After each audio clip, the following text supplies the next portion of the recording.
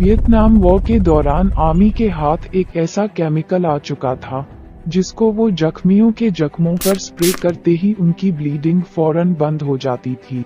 फिर बेशक जब हम कितना ही गहरा क्यों न हो, इस केमिकल ने हजारों लोगों की जान बचाई थी।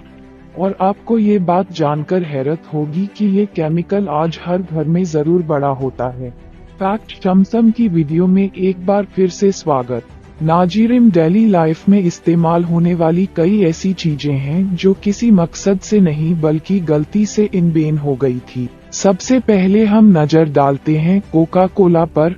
किसको मालूम था कि तलवार का एक बार दुनिया की सबसे फेमस सॉफ्ट ड्रिंक बनाकर छोड़ेगा। जी हाँ, ये बात है 1865 की, जब डॉक्टर पेम्बरटन, जिनको अमेरिकन आर्मी ने लेफ्टिनेंट कर्नल रैंक भी दे रखा था, बैटल ऑफ कोलंबस के दौरान उनके सीने पर तलवार का एक वार लगा था। ये जख्म इतना दर्दनाक था कि डॉक्टर पेम्बरटन ने मॉर्फिन का इस्तेमाल शुरू कर दिया। यह एक एडिक्ट ड्रग है जो उस वक्त सिर्फ तब इस्तेमाल की जाती थी जब कोई भी मेडिसिन काम न कर रहे हो। वह जख्म तो उनका ठीक हो गया, लेकिन एक और मुसीबत गले पड़ गए। उनको अब मोहसिन की लत लग चुकी थी और वो इससे जान छुड़ाना चाहते थे। उस वक्त अल्कोहल और कोकेन को खराब नहीं समझा जाता था और उसको कोई भी खरीद कर इस्तेमाल कर सकता था। उन्होंने अपने लिए एक ऐसी दवाई बनाई जिसमें कोला नट्स और दरमियान नामी प्लांट्स का रस डाला और उसके ऊपर कोकेन और अल्कोहल का मिक्सचर भी। यह एक अल्कोहलिक ड्रिंक के साथ साथ पेन किलर के तौर पर भी काम करती थी, जिसको पेम्बरटन फ्रेंच वाइन कोका का नाम दिया गया। यानी उन्होंने एक आदत को छोड़ने के लिए दूसरी आदत को अपना लिया था।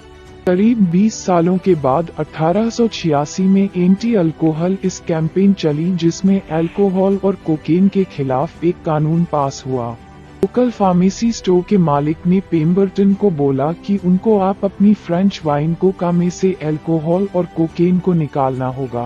इसी मकसद से डॉक्टर पेम्बरटन ने कुछ एक्सपेरिमेंट्स किए, जिसमें सिर्फ कोला नोट्स और कोका के पत्तों के मिक्सचर से एक सिर्फ बनाया। वह मुख्तलिफ एक्सपेरिमेंट करके फार्मेसी स्टोर के मालिक को टेस्ट करवाते, लेकिन गलती से उन्होंने एक एक्सपेरिमेंट में सिर्फ के साथ कार्बोनेटेड वाटर भी डाल दिया। फार्मेसी के मालिक को यह इतना अच्छा लगा कि उन्होंने इसको सर दर्द नहीं बल्कि रिफ्रेशिंग ड्रिंक के तौर पर बेचने का मशवरा दिया। अब क्योंकि यह ड्रिंक कोला और कोका लीफ को मिलाकर बनाई गई थी, इसी वजह से इसको कोका कोला का नाम देकर रिफ्रेशिंग ड्रिंक के तौर पर बेचा जाने लगा। दुनिया की पहली कोका कोला सिर्फ 5% में बिकी थी और पेम्बरटन जानते थे कि एक दिन ये नेशनल ड्रिंक जरूर बनाएगी। अपनी बीमारी और बैंकरप्सी की वजह से उन्होंने अपनी इस ड्रिंक का फॉर्मूला फेमस बिजनेस टाइकून एसा ग्रेग स्कैंडलर को सिर्फ $238 में बेच दिया। आज कोका कोला की मार्केट वैल्यू 260 अरब US है, जो करीब 22,100 अरब रुपये बनती है। नंबर 5, क्या आपको मालूम है कि वियतनाम वॉर के दौरान एक ऐसा केमिकल था जिसने हजारों जख्मियों का सिपाहियों की जान बचाई थी। डॉक्टर्स फर्स्ट एड के तौर पर इस केमिकल को सिपाहियों के जख्मों पर स्प्रे करते थे, जिससे जहां और सूख जाता था और ब्लीडिंग बंद हो जाती थी। ये केमिकल और खुश नहीं बल्कि सुपर ग्लो थी, जो आज हर घर में मौजूद है। और सबसे इंटरेस्टिंग ये कि सुपर ग्लो भी गलती से इजाद हुई थी। वर्ल्ड वॉर के दौरान सोल्जर्स को सबसे बड़ा मसला था कि जब वो अपनी गन से फायर करते थे तो निशाना ठीक जगह पर नहीं लगता था। इस मसले को हल करने के लिए यूएस आर्मी को एक ऐसे निशाने की जरूरत थी जो बिल्कुल साफ प्लास्टिक का बना हो, ताकि उसके बीच से सब कुछ आसानी से नजर आ सके। इसके लिए प्लास्टिक को बनाने के लिए केमिकल इंजीनियर की एक टीम हायर की गई, जिसमें डॉक्टर हैरी कूवर भी थे। ये लोग क्लियर प्लास्टिक बनाने के चक्कर में एक ऐसा केमिकल बना बैठे जो जरूरत से ज्यादा देर से यानी चिपकने वाला था। सयानो एक्रालाइट नामी ये केमिकल गंज का निशाना बनाने में काम न आ सका। 9 सालों के बाद 1951 में डॉक्टर हैरी कूवर कोटक कंपनी में जॉब कर रहे थे, जब यहाँ जेट इंजन की कैनोपी यानी उसके कवर बनाने के लिए कुछ एक्सपेरिमेंट किए जा रहे थे। इस मौके पर डॉक्टर हैरी कूवर ने एक बार फिर से सियानोऑक्सलाइट को उनके सामने इंट्रोड्यूस करवाया, लेकिन इस बार भी इस केमिकल को हद से ज्यादा अड्डे से होने की वजह से रिजेक्ट कर दिया गया। इत्तेफाक से उस वक्त कोर्ट के किसी दूसरे केमिस्ट का प्रोमीटर टूट गया था। तब डॉक्टर हैरी कूवर को आइडिया आया कि उनके पास ऑलरेडी इसका सॉल्यूशन है, और वो कोई और नहीं बल्कि सियानोऑक्सलाइट ही था। उन्होंने इस केमिकल की मदद से उनका महंगा रिफ्लेक्टर मीटर सेकंड में जोड़ दिया। ये वो वक्त था जब एक्टर हैरी कूवर को अंदाजा हुआ कि उनका बनाया हुआ केमिकल थोड़े ही टाइम में चीजों को हमेशा हमेशा के लिए जोड़ देता है, और इसमें न किसी गीत की जरूरत है और न ही जोड़ लगाने की। 1958 में ये केमिकल कोटक ने ईस्टमन 910 के नाम से बेचना शुरू कर दिया, जिसको बाद में सुपर ग्लो का नाम दे दिया गया। को जोड़ने के साथ साथ सुपर ग्लो को फॉरेंसिक इन्वेस्टिगेशन में फिंगरप्रिंट रिकॉर्ड करने के लिए भी इस्तेमाल किया जाने लगा।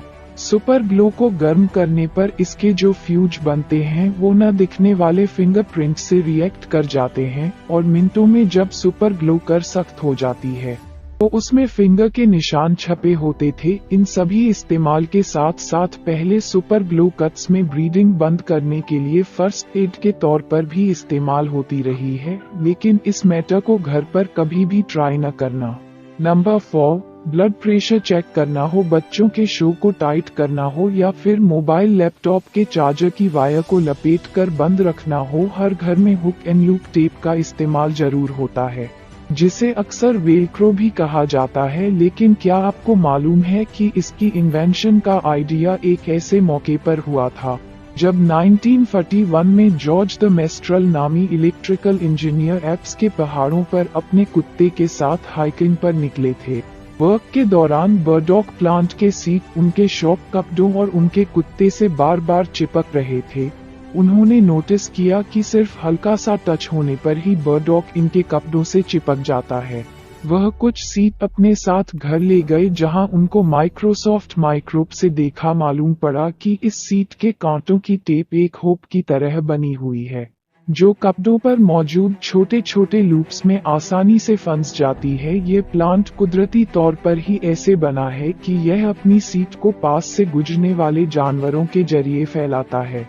जॉर्ज नेशनल को ये तरीका काफी हैरान को लगा। वो इस तरीके को इस्तेमाल करके कुछ यूजफुल बनाना चाहते थे, लिहाजा उन्होंने अपनी इस इन्वेंशन को 1955 में पब्लिक किया और अपने नाम से रजिस्टर भी करवा दिया। हुक एंड लूप टेप 2 हिस्सों में आती है, एक में सिर्फ फोक्स होते हैं और दूसरी टेप में नायलॉन के लूच बने होते हैं। ये दोनों आपस में टच करते ही वैसे ही चिपक जाते हैं जैसे बर्डॉक कपड़े पर चिपक जाता है। आज वेलक्रो 7 कंट्रीज में बनाया जाता है और इस कंपनी में करीब 2500 एम्प्लॉइज काम करते हैं। नंबर 3, वर्ल्ड वॉर दूसरे से पहले घरों में हीटर की जगह कोयले को इस्तेमाल किया जाता था, लेकिन इसकी वजह से पूरे घर में काले धुएं की लेयर चिपक जाती थी। तभी प्लेटों को इनवाइट किया गया, जिसको इस्तेमाल करके काला को हटाया जाता था। लेकिन वर्ल्ड वॉर 2 के बाद नेचुरल गैस को हीटर के तौर पर इस्तेमाल किया जाने लगा। नोअर और जोसेफ की प्लेटों की इन्वेंशन अब किसी काम नहीं आ रही थी, लेकिन कुछ सालों के बाद 1950 में जोसेफ ने देखा कि उसकी बहन, जो कि एक स्कूल टीचर थी, वो ये प्लेयरों अपने स्टूडेंट्स को मुख्तलिफ चीजों के मॉडल बनाने के लिए दे रही थी। वहीं से उनको आइडिया आया और उन्होंने रेनबो ऑफ कंपनी रजिस्टर करवाकर उसको बच्चों के खेलने के लिए बेचना शुरू कर दिया।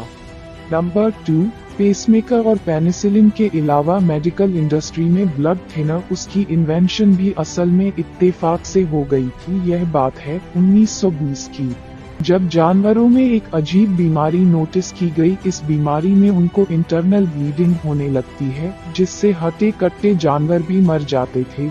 रिसर्च से मालूम पड़ा कि घास के ऊपर जम जाने वाली एक खास फंगस खाने की वजह से उनका ब्लड काफी पतला हो गया है।